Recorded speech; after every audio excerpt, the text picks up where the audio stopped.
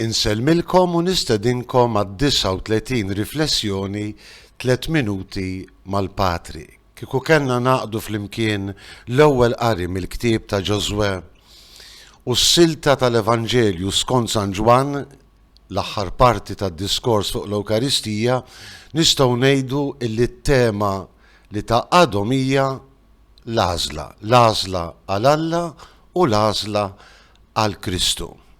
Kemmu sabiħ l-ewwel qari, Ġoswe jistieden lill-poplu biex mhux biss jiftakar l-ġubijiet li Alla għamel favorih, ma biex iġeddet il-patt tiegħu, il-patt tal-poplu ma' Alla l-imbierek.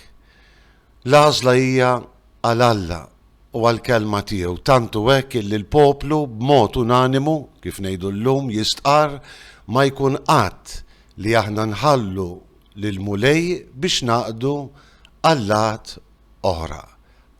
U aktar il-qoddim jistqar il-poplu minn qalbu għalhekk aħna wkoll naqdu lil-mulej għaliex u Alla tagħna. Fil-Vanġelu ta' dan il-ħadd sejrin nisimgħu kif għedna l-aħħar parti tad-diskors ta' Ġesu fuq l-Ewkaristija.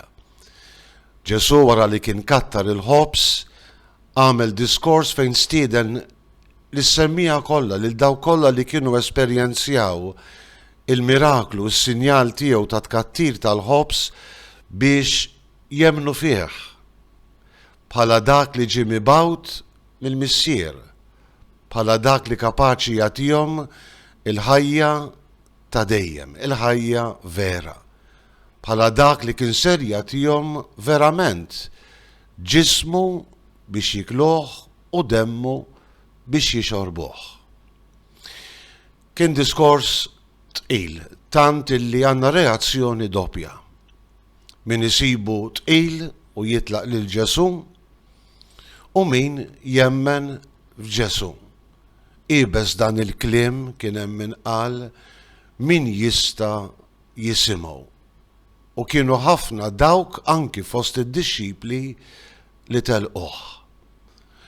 Dan Ġesu li ried jingħata għal poplu, li jagħti ġismu għal poplu, li jagħti ġismu bħala l-ħobż veru li jagħti l-ħajja, kien diskors li ħawwadhom.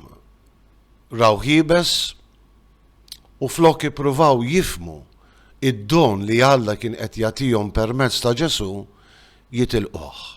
Ġesu jisfida anki lill-istess apostli tiegħu, dawk li kien għażel biex jibqgħu miegħu. Tridux tmorru intom ukoll.